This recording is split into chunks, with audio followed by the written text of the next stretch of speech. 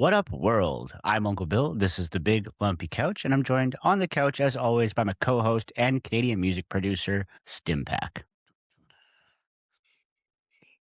Yo. Yeah, I want to talk I want to talk about comedy. I want to talk about people making other people laugh, sometimes at themselves, sometimes at society, sometimes at a very specific thing or issue.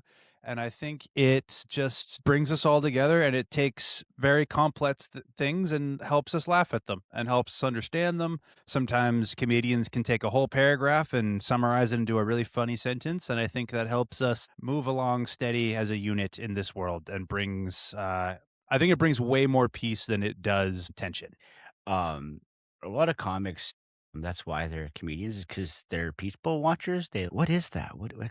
How does that operate? Why do they do that? A lot of comedians start doing stand up because, yeah, they enjoyed people watching and they have a way of observing patterns and recognizing patterns. So Yeah. basically, all comedians are autistic, or You cannot be see, like, automatically you wanna say that Kevin Hart doesn't fit this archetype, but I can't say that you can be a stand-up comedian and also be 100% okay and functional. There's something yeah, going on behind the scenes, whether that be depression, whether that be autism, whether that be a physical disability. There's always something going on behind. The comedy comes from a place of pain. How do I turn my pain into laughter? As we were saying in our previous podcast, why is getting kicked in the nuts so funny? There's a comment on that short that said, "Well, because we know what that feels like. We join in that pain, and so that's funny to us." And you know what? That's comedy. Is look at that guy that got kicked in the nuts, or haha, I got kicked in the nuts. I'm in pain,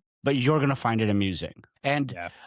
I can't think of a better description of that than why I started comedy. I was going through the worst period of time of my life.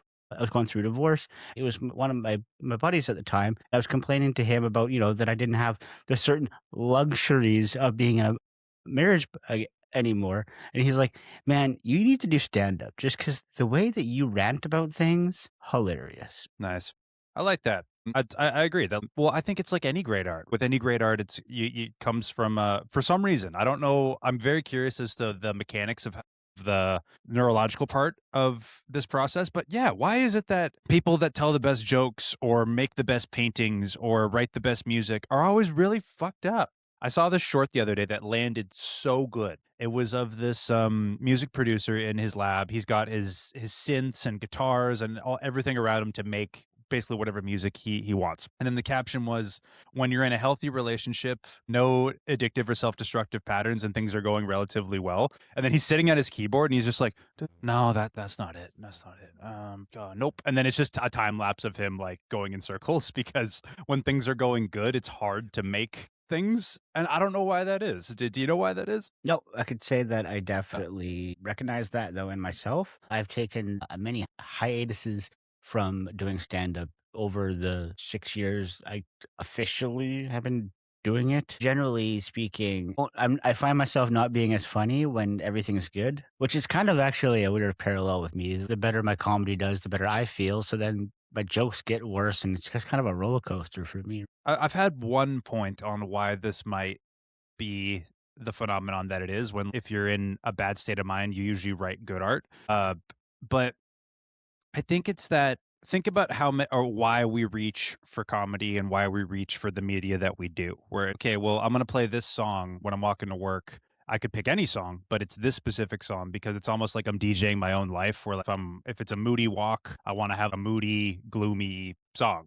But you think about how many media outlets are a good, happy, positive kind of flavor, and then you think about all the ones that are bad. And I was thinking about why people gravitate to like genres like metal so much. Okay, it's so easy to write music about how bad things are, especially if things are really bad. You just tell the people the truth.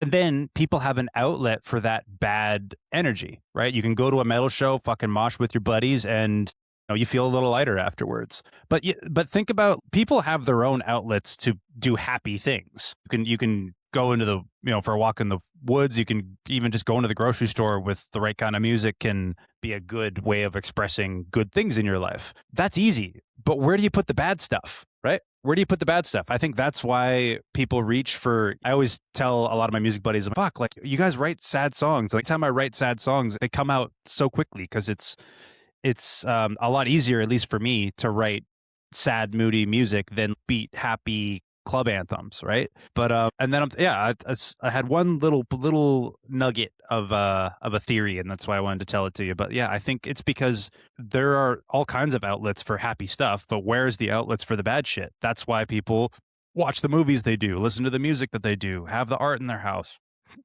with all the bad stuff for that energy that they do or do not like. Like some people, I don't know, like being angry or like being moody, kind of started to bathe in it.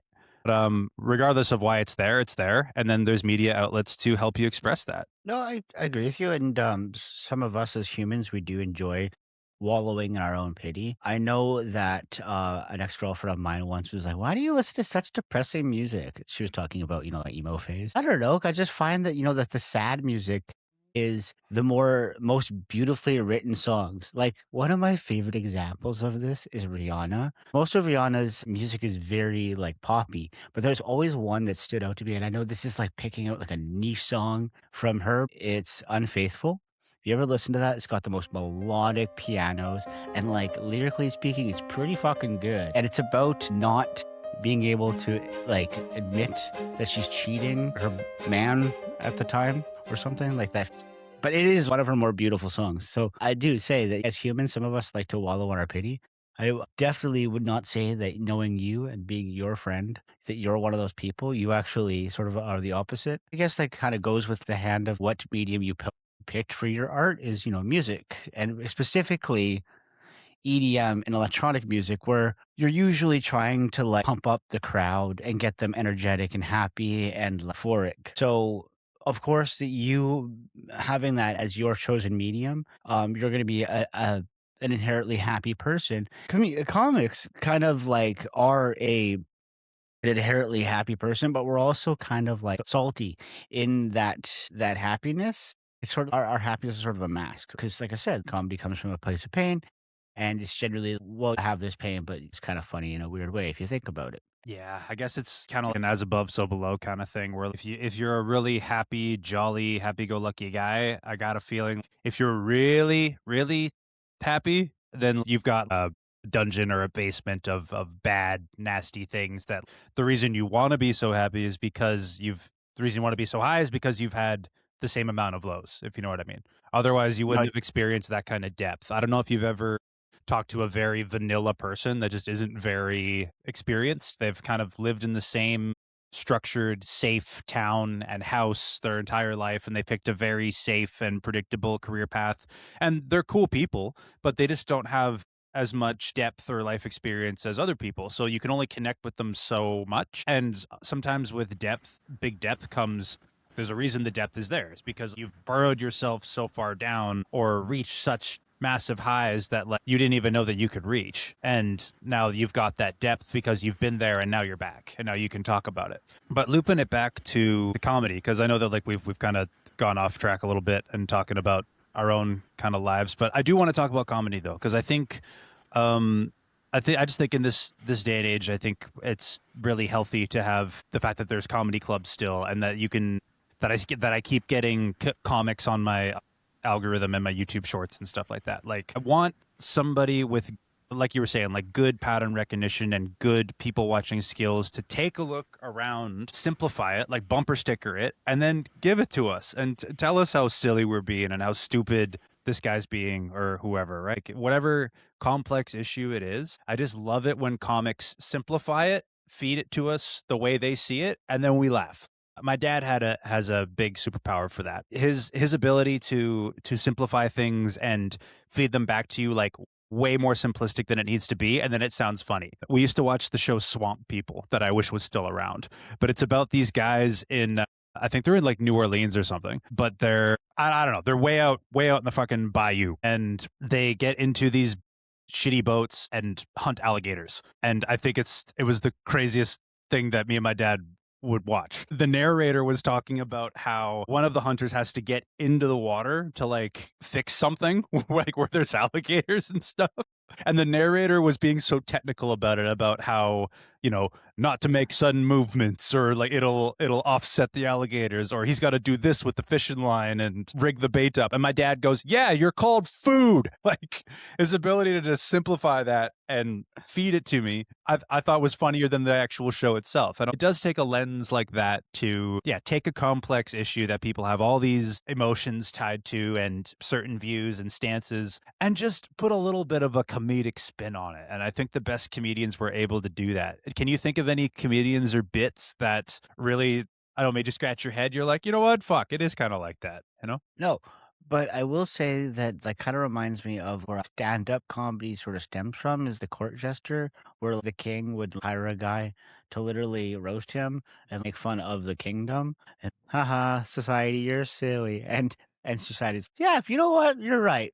That is us. I don't know, like it's like comedy's kind of morphed throughout the ages, and then you had the silent films with Charlie Chaplin and the physical those guys. Oh my gosh! Not only were they were genius comedians, but also they were like ballsy stunt people. Because back in those days, when a building would fall and they would land through the window, it literally pushed a building over on the guy, and Yeah, he just didn't die. that's Buster Keaton. Yeah, he was known for that. He was known for the one takes, and if there was a bus driving across, he'd hang onto the bus and you see his legs kick out, and like, and yeah, and the thing with the house, yeah, the house would fall on him. Yeah, you got one take, and if you're off by an inch, like you're done.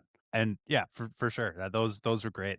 There was this Chaplin quote that I kept circling back to, and I actually put it in a song that's coming out sometime next year. I'm really the me and the other guy involved are really proud of it. But it was totally channeled from this Chaplin quote that I heard from Mr. Bean, Rowan Atkinson.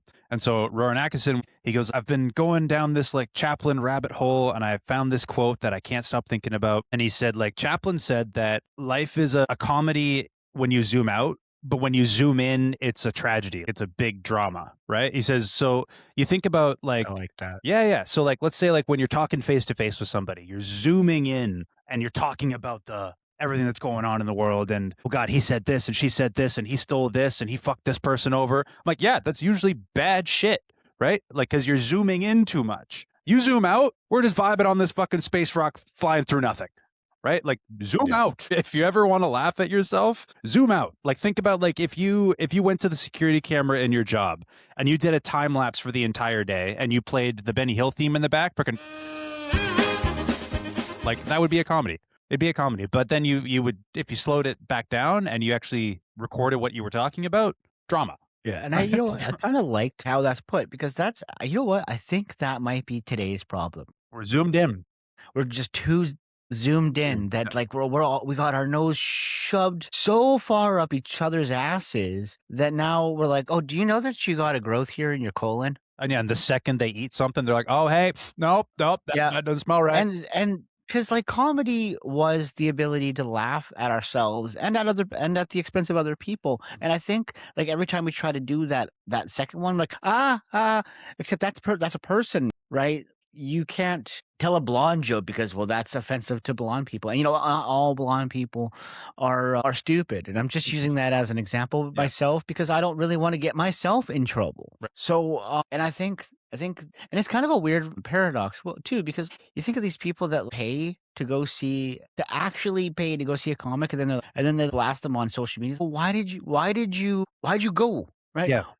Or even the people on social media. You know what the best way to get rid of something you don't like is don't engage with it. Yeah, don't fuel it. Don't watch it, don't share it, don't comment on it, Suffocate it. yeah, just don't give it any attention, just swipe away. That's the best way to get rid of something on social media. Well, yeah, then some people think that commenting and cussing this guy out is going to help, but no, that's what you want. Like I know I've told Yeah, you you're just fueling the fire. told you this quote before, but I keep going back to it because it really wraps up the attention game in general. And it was Dana White saying when he talks to his fighters in the UFC, he goes, "No, dude, if you go out there and people cheer, that's great. And then if you go out and you get booed, that's great too. What I don't want to see is you going out there and nobody gives a shit. That's it. Like, so yeah, if you fucking comment and you say, well, fuck you, I'm offended, blah, blah, blah, blah. And then the comic wants to go in and say, thank you very much. Right. You're letting him win. If you want him to lose, You're right. Keep scrolling. Like, Yeah. don't give in. So that's a loss in the person that is looking for attention. You didn't give it to them. Yeah, and in comedy, there's no better example than Steve Hofstetter. I don't know who that is. Who's that? He's a stand-up comedian that, like, he tours regularly, but he's made a whole YouTube channel, and I'm pretty sure, like, if you go on YouTube, he's tens and hundreds of thousands, probably millions of views on just the fact that people go to his show and try to heckle him, and he's made Mm. probably 2 times over the money that he would have made just as a touring comedian on YouTube because he, as he would put it, "Okay, so you paid for my show to go see a person that is their job is to make fun of something, and you wanna try to make fun of that person?" And a lot of these guys aren't very equipped either. Like the comic has already got his whole utility belt full of things to fire back, and their creative muscles of like, the same muscle that's in really good shape for a rapper that knows how to freestyle, where like he know the second you say cat, he's got 10 fucking words that rhyme with cat. But and then the same muscle group with comedians where it's just like, okay, well, the second you bring up, politics or something, they've got a whole fucking arsenal of no matter what category you fall in that category or subcategory in the main category, they've got ammo on that. And no matter what you say, in the magic world, it's called multiple outs. Where if you tell somebody to think of a card, there's black cards and red cards, right? So if they pick a red card, the trick goes this way. If they pick a black card, it goes this way. And in the end, you're always right. So I got a feeling, I haven't analyzed the art of the actual art and mechanics of comedy, but as an outsider looking in, I'm guessing that part of that creative part of their brain is in very good shape. Where yeah, you're basically like equipped like a good battle rapper would be. Where Yeah, yeah, it's a muscle. Comedy is a muscle that you have to work out and get strong, or at least for a lot of people it is, because there's natural ability, sort of like any sport. And sort of to draw a parallel between comedy and sports, it would be like, and not even Michael Jordan or Wayne Gretzky, like not even one of the goats. It would be like facing basketball Dennis Rodman, because I'll use him as an example because everybody knows who's the fuck he is, and he wasn't really known for his ability to score. It was his ability to get a rebound. So it would be like versus Dennis Rodman at halftime. No, he's not scoring from the 3-point line every game. No, he's not flying through the air, dunking like Jordan, but he's still going to kick anybody who's in the stands butt, right? yeah, So yeah, like going to a comedy show and trying to heckle a comedian is like going to a sporting event and versing anybody on any one of those teams at halftime. Like they're already warmed up yeah. and they're being paid for Well, this. it's what that's what You're I not mean. going to win. No, it's what they do. So, but not correct you, but I think that there's two different things in comedy though. I think that there's just the same way that there's good rappers and good improv rappers. I keep bringing it back to rap because I got a feeling that there's similar muscle groups at play here, where like some people are just good talkers. I work in sales, and I know people that just I could listen to them talk all day because of their timing, their tone, everything. Some people are just naturally gifted talkers. So when a comic works out a routine, knows the pauses, knows the punchlines, knows when to let it brew, knows when to snap back and give you more action. So I think that there's definitely natural talkers and performers that do better than others. But then I think the whole ability to heckle a heckler is a different muscle group because now you're talking about improving. There's like the improv actor and then the actor that looks over the script and can fucking nail it like Leonardo DiCaprio. And then you've got the impractical jokers or the whose lines it anyway guys that are like that muscle group is extra strong because they thrive in the chaos and they turn randomness into something. Whereas like yeah, then you get like the freestyle rappers and then the written rappers where like some people will tell you an immaculate story in a great way, but that's rehearsed, right? And then you got the freestyle rapper that can walk to work and rap about everything that he sees. So like I Yeah. think that, but yeah, like what the I don't know what that's about. Like because I see that happen at concerts too, where people like pay to see stadium bands and they throw something at the performer, and then some performers get their egos attacked and fucking leave. But why would you do that? The only instance I could see is if you got a free ticket and you barely wanted to go. Because some of these tickets are expensive, right? Like you look at an average, I don't know, butt rock band, right? And you go and see a band that was killing in the early 2000s at a certain festival that your buddy gave you. Oh, hey, my buddy couldn't make it. Like, here's a ticket. And then you go with them to that show and you fucking throw something at them. Like, that's really the only instance I could think of that you in some way, shape, or form, you attended this event and decided to bring it upon yourself to fucking throw something at the performer. What the hell? And then, yeah, Yeah. you go to a comedy show and then you pay to be entertained and to laugh. And somebody pokes a nerve and you go, my daughter's blind, so that's not funny. And then the comedian fires back at you, and then you get more mad, and then that clip is filmed, and now that comedian's famous, right? Like, Exactly. All you're doing is just putting wood on that fire that is his career. Commenting on something you don't like on social media is just putting a log on the fire. Do you have any like favorite comedians yourself? Like any other favorite stand-up comedians? yeah, I like Chris Rock. I think Chris Rock was the first comic that, well, you know, whenever you ask people about their favorite anything when it comes to content and media, it usually has to do with X helped me through X. Usually you reach for some kind of media outlet to help you process or go through something. Right. And so I was in my first serious relationship when I was like 16, 17. And then my buddy showed me this Chris Rock bit on relationships. The bit's just called Chris Rock Love. And it's on his, I can't remember what the actual special's called, but I think it's one of his best ones ever. I think it was in like 2006.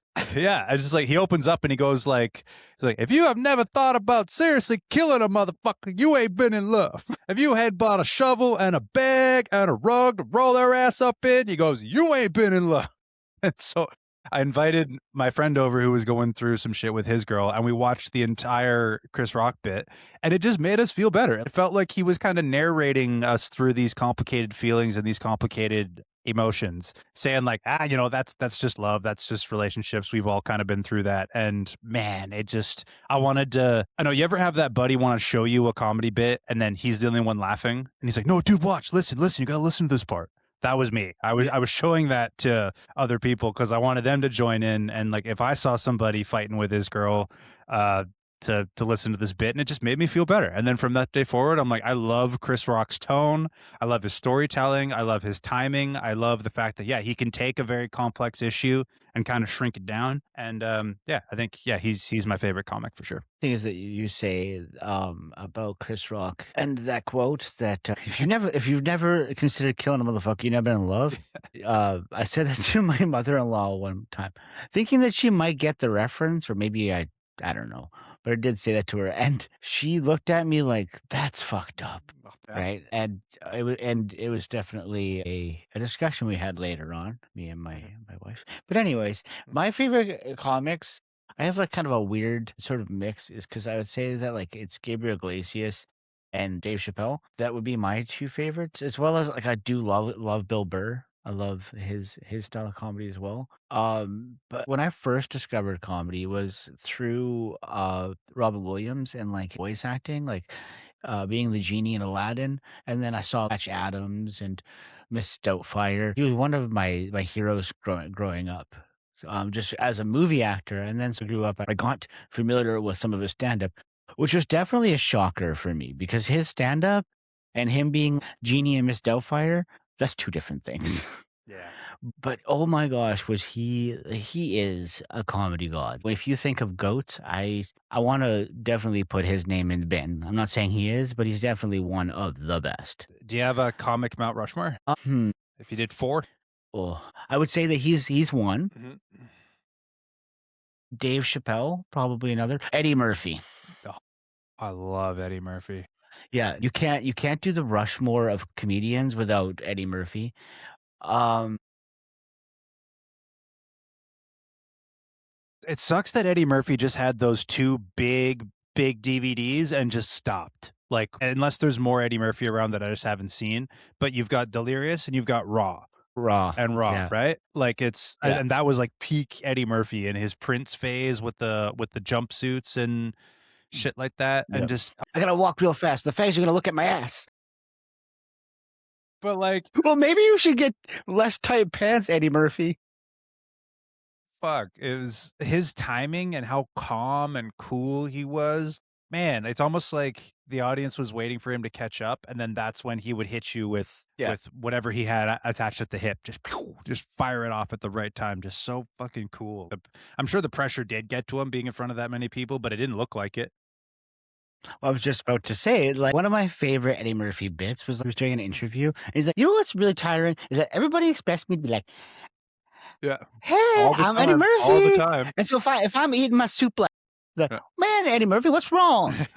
"And nothing. I'm just not always on." Yeah, yeah. You can't have a Mount Rushmore of comedians without that guy. I wanna say maybe Dave Chappelle, but also maybe Dave Chappelle might be Eddie Murphy's greatest, like, apprentice, you know what I'm saying? Yeah.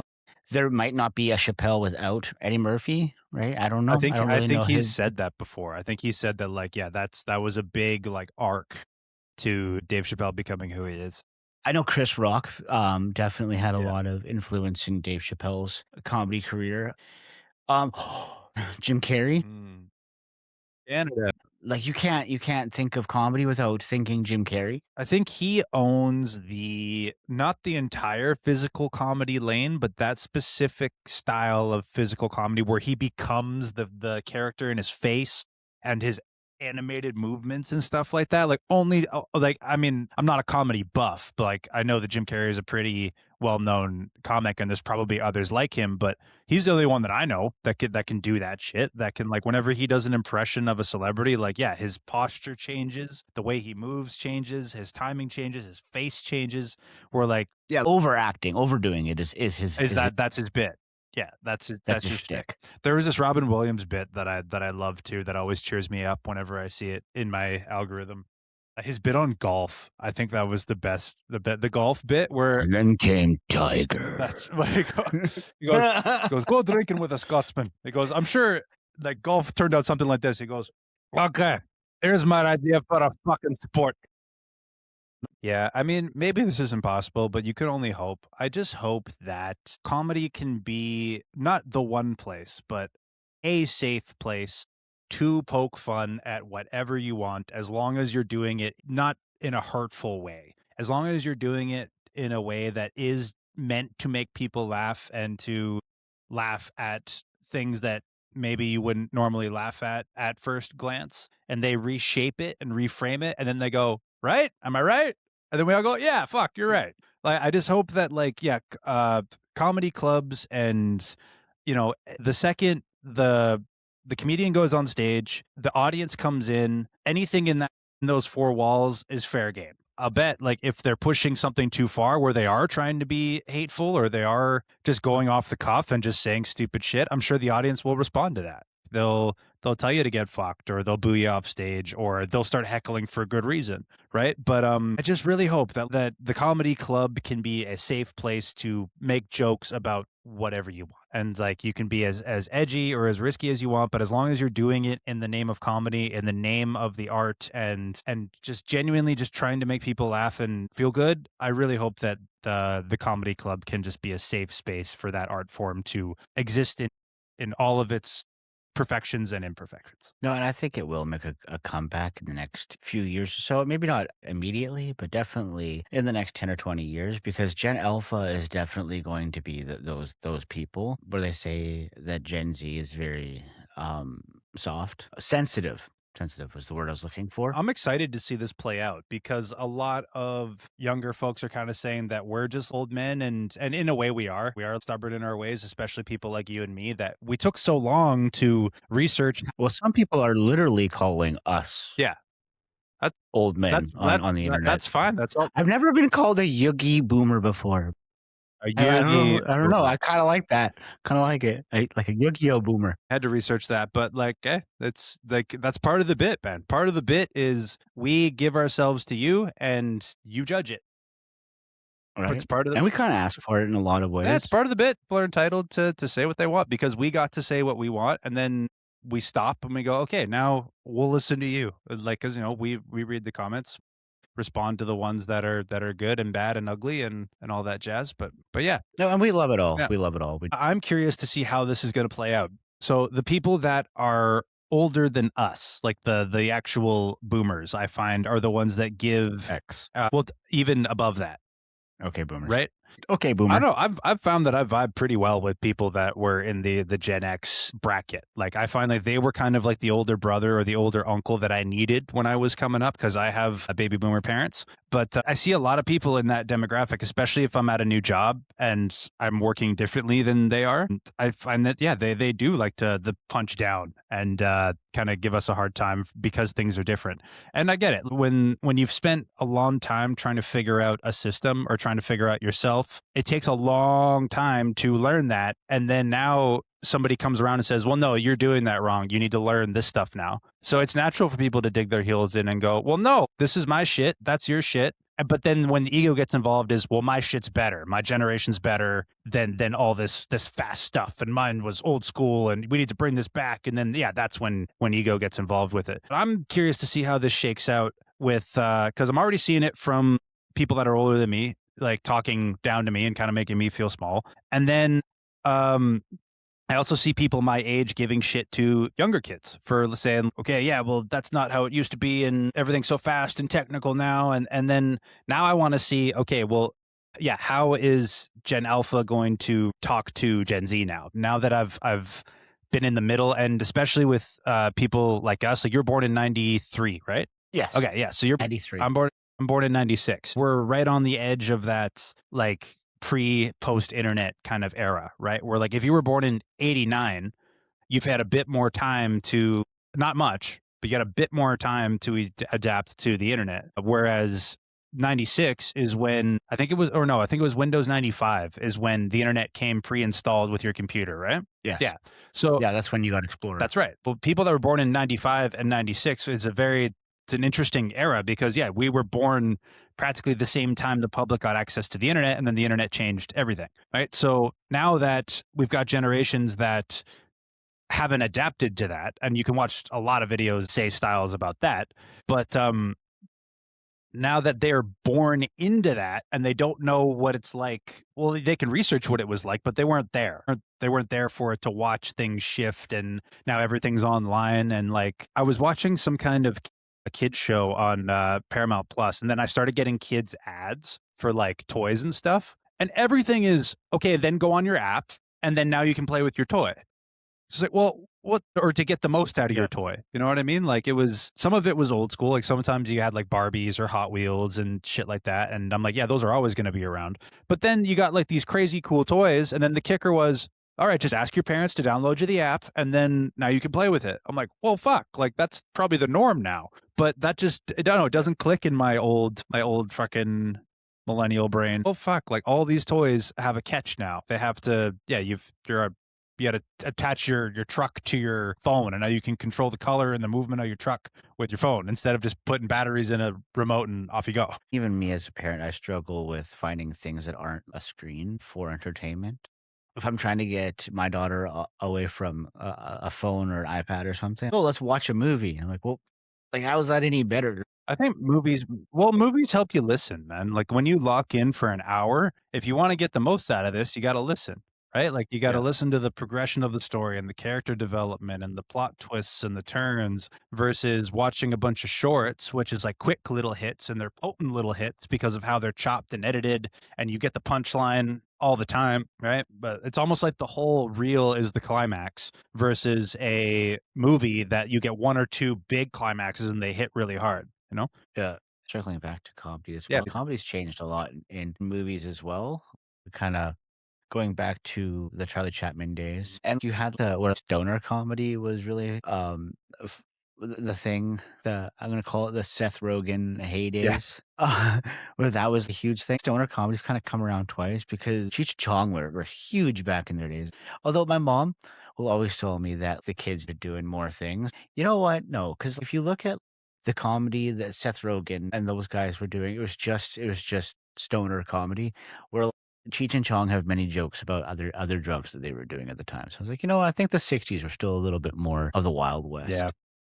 What's have you ever seen like a comedy more recently that you used to watch back in the day that you're like, oh shit, like they cannot get away with this now? Is there a couple that you can think of? I don't think they'd get away with white chicks anymore. Yeah. I saw, I don't know, And and the funny thing is it holds up. Like it's still funny and it's still a cult classic, but I don't think it could be done today.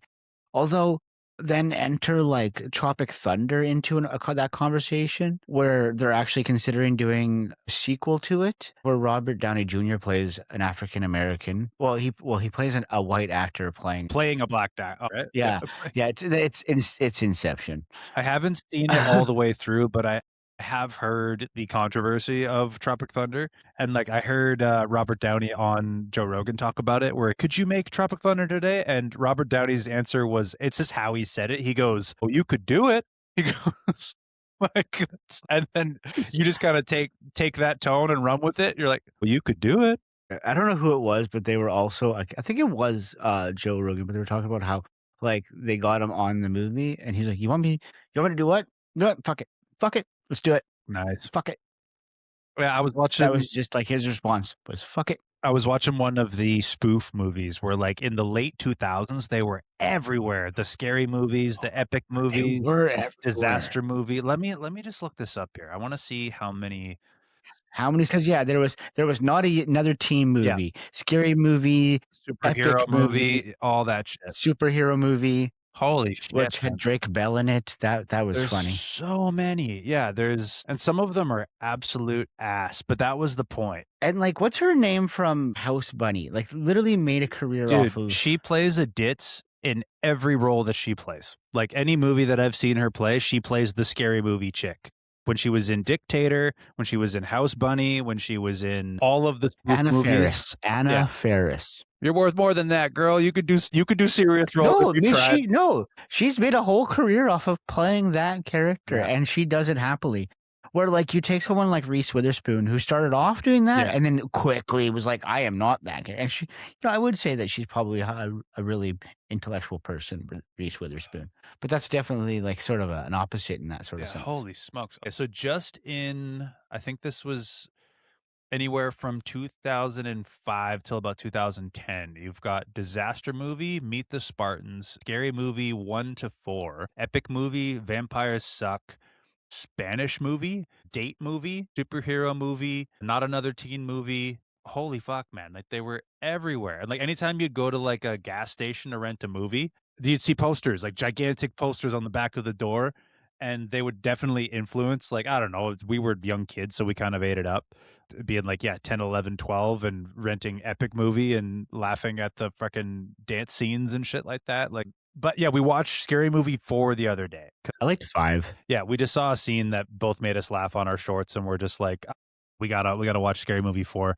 And there were, yeah, some moments there where just like, I know this is meant to be hot trash, like on purpose, but we looked at each other, we're like, oh yeah, that will, because there was a scene where the president, who was, I think it was the guy from the Naked Gun, who was playing Okay, yeah, he yeah. was playing the president, and like he was having a meeting like at the United Nations, and then somebody like zapped his clothes off, and then he went out and talked to the United Nations and did like a really like risky, not racial, but like he's saying like, okay, so two Jews walk in a bar and like shit like that. I'm like, well, I know again, you're trying to be hot trash on purpose, but like, man, this definitely wouldn't fly today.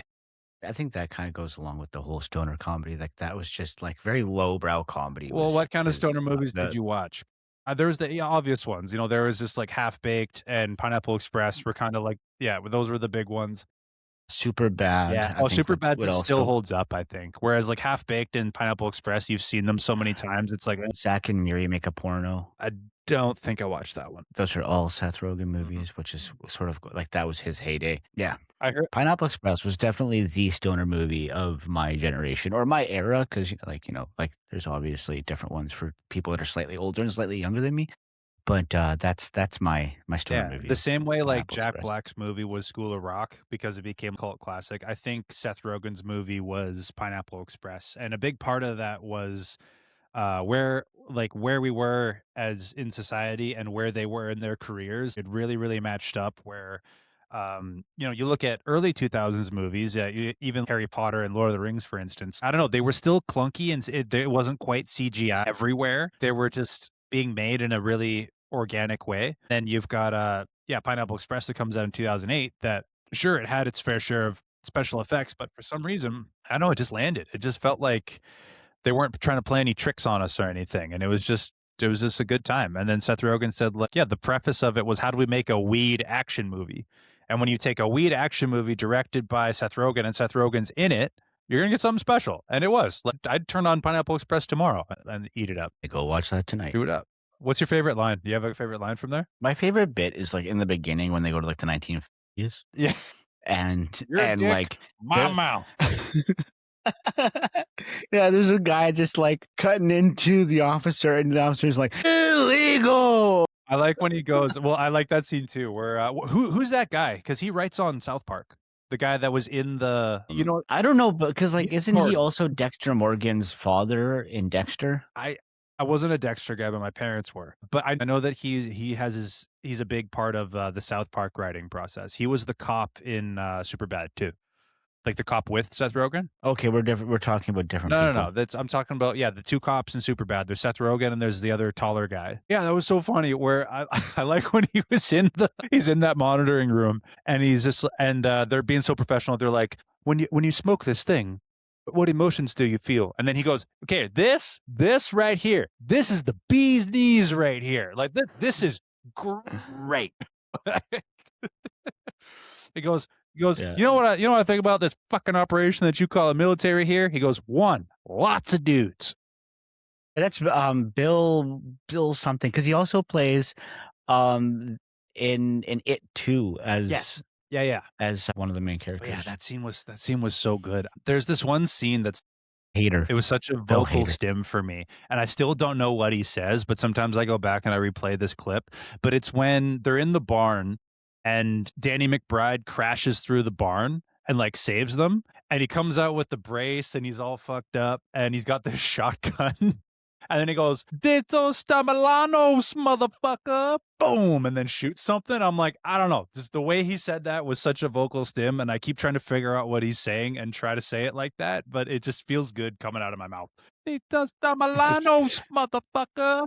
I just love getting a funny, maybe funny or not funny guy, putting him on stage and making other people laugh makes, even if people don't laugh, makes my heart warm, makes my heart sing that somebody is just willing to nut up the courage to get up there and try to make the people laugh. But there was this very unorthodox, because of where I work at a music store. I get invited to a lot of gigs that I wouldn't normally go to. And I was giving this customer some lights and some microphones because he was miking up the crowd for doing crowd work, and he's just like, yeah, come through. And so he gave me 2 tickets, and then me and Steph went to go to the show. It was so sick, dude. It was this thing called like the hometown roast battle. So where you're from, we put like Parksville against Nanaimo, and then there was US versus Canada, there was Saskatchewan versus Manitoba. Like it was dope. It was just like some of them were really big where, yeah, it was Canada versus US. You had like some dude with long curly hair, I think some kind of like a Seahawks hat on or something, and like big clunky pit viper shades go up against somebody that has like, yeah, trucker hat, plaid vest, big thick Alberta accent going up against this American guy, and they just tore into each other. But before the roast battle kicked off, there was this one comedian that had a very quick set. It was like 5-10 minutes, and we laughed so hard from this one bit that just didn't even seem very well put together, but it was just how unorthodox his style was. So it was this dude. It looks like this guy hadn't slept in like 3 days. Like his bags were just like, it looks like he was melting. And he was a taller guy, kind of heavy set, and just real dark and gloomy look to him, right? And his bit was just they weren't even bits. Like this was the best impersonation that I have. I don't even know who this guy, what his name is, because I've tried to look for him because his comedy was so good. But he just goes, "So my girlfriend left. She's gone now. My cupcake store closed down due to lack of sales." Looks down at his notes and then just keeps firing off. Like the punchline is that he moves on. Oh, that was a joke. That was so funny. We missed the next 2 bits because we were laughing so hard. He goes, yeah, my cupcake shop closed down due to lack of sales. My girlfriend's gone now. I'm like, and we're like, that's it? Like that's the bit. And we looked at each other, totally valid reason to close your cupcake store because you're not selling any. Valid. I'm like, Yeah. I've just never seen I know that our last podcast, we were talking about style, but like, you want to talk about style? I'm like, I've never seen a comedic style like that where it's like, well, you're almost going up there and having people laugh at like you. Like if what he's saying is true, it's kind of hard to, he was kind of a hard dude to read. If I don't know, it's I was convinced. I was convinced that he was literally just taking notes out of his diary and just telling them to people.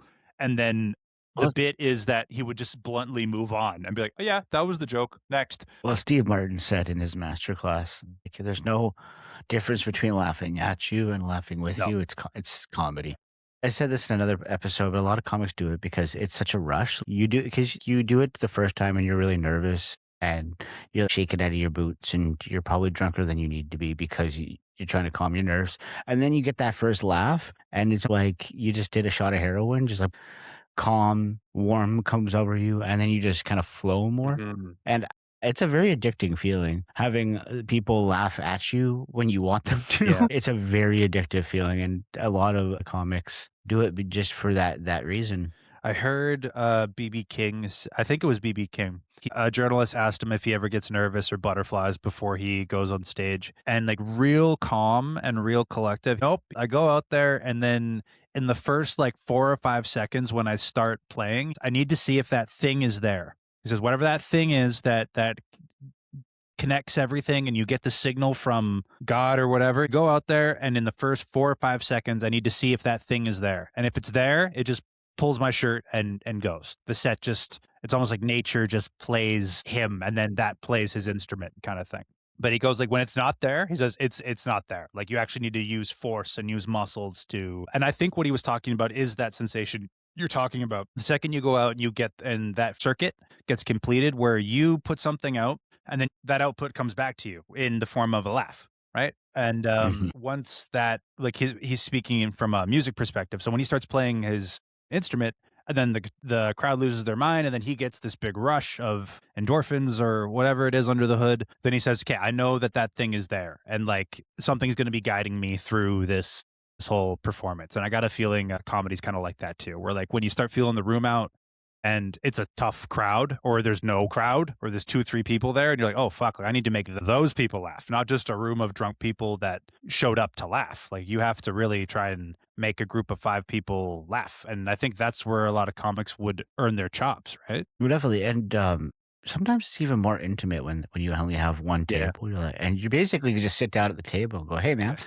what do you guys think about this?" Right? That's where you learn how to do your crowd work because then you only have like one table to focus on and you can go on and try to learn how to feed off of those people and like sort of guide your set towards what they like. And then and then you add another table to that, another table to that. And yeah, you do sort of slowly earn your chops and hopefully you go into a club that that slowly builds a crowd. With me and the Corner Lounge in Nanaimo where I got sort of my chops. One day, it would be 2 or 3 tables of 5 people, so you'd have, like, 20 people, and then some days, there's people literally standing outside the door, and they had to, like, get the comics to stand outside so that they wouldn't be over occupancy for city by law Well, it was a and small fire club. code.